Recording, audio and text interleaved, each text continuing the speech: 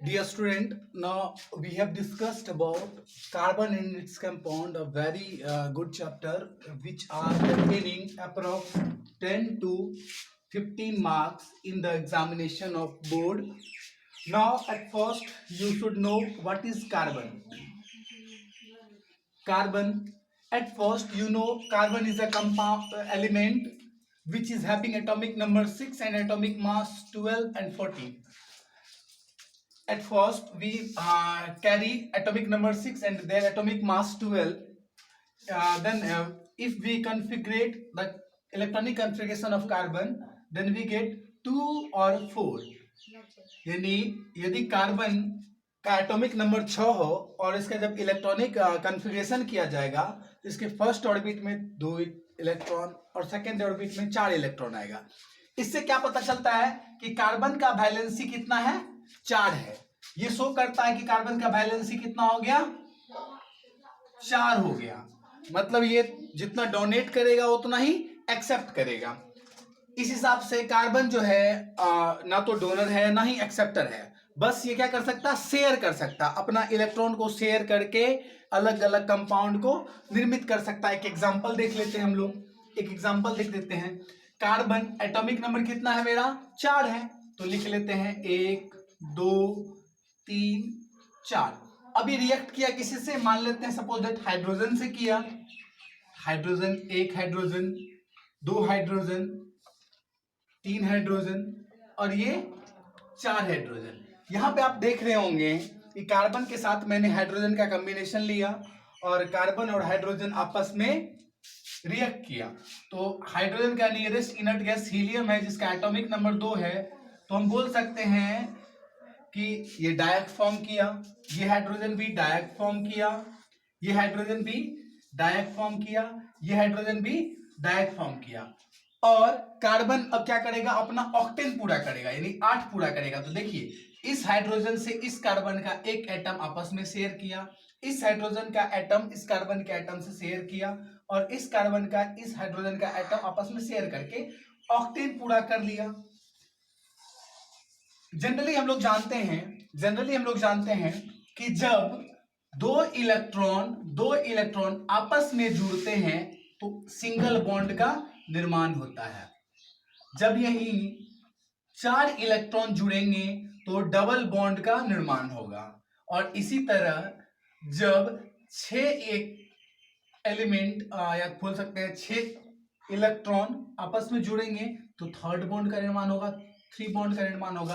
तो यहां पे हम लोग देखते हैं कि दो इलेक्ट्रॉन का शेयरिंग हुआ है, तो बोल सकते हैं कार्बन, यहां से single bond hydrogen, single bond hydrogen, single bond hydrogen और सिंगल बॉन्ड हाइड्रोजन। तो आपको दिख रहा होगा यहाँ पे कार्बन 1 है और हाइड्रोजन 4 है।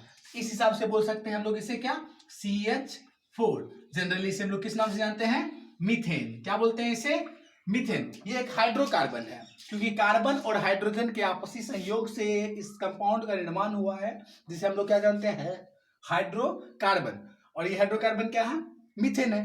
अगला एग्जांपल हम लोग दूसरा एग्जांपल लेके देख सकते हैं, कार्बन और क्लोरीन का रिएक्शन।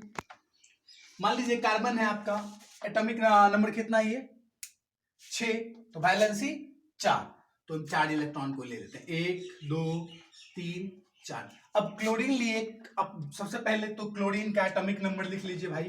क्लोरीन एटॉमिक नंबर 17, मास 35.5 होता है और ये क्या हो जाएगा? 2 8 और 7। इससे क्या पता चला? 7 इसका क्या है? वैलेंसी नहीं है ये इसका क्या है? Number of electron present in their outermost shell. तो इसका वैलेंसी हो जाएगा 1, क्योंकि 8 में से आप 7 को घटाइएगा तो कितना आएगा? 1 आएगा, जो बताएगा क्या है इसका वैलेंसी। कार्बन का क्लोरीन का वैलेंसी भी 1 है। तो आप क्या कीजिए? Chlorine 1, chlorine 2, chlorine 3, chlorine 4। अब देखिए ये क्लोरीन भी कार्बन से रिएक्ट करेगा और देखिए अब यहाँ पे हम लोग डायक नहीं बना सकते हैं, जैसे कार्बन हाइड्रोजन के साथ डायक बनाए थे, यहाँ पे हम लोग डायक नहीं बनाएंगे। जब भी बनेगा क्लोरीन क्या करेगा? अपना ऑक्टेन पूरा करना चाहेगा।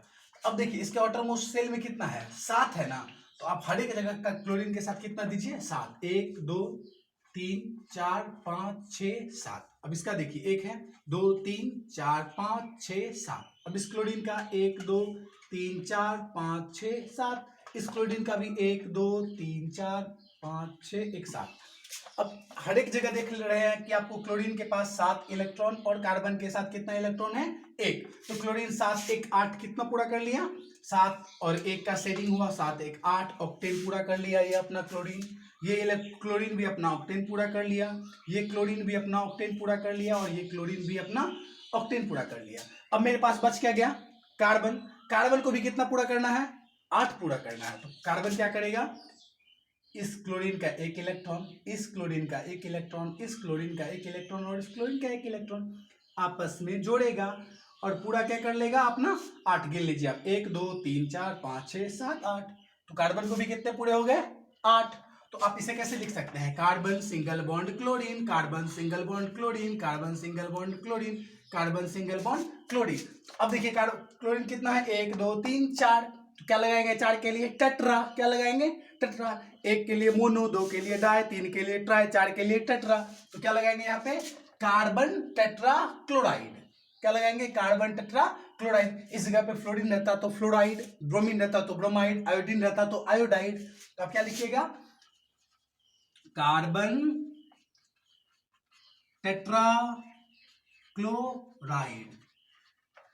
अब अगले वीडियो में हम लोग पढ़ेंगे कार्बन के एल्ट्रॉप्स के बारे में और उसके अलग अलग फंक्शन के बारे में। Thank you.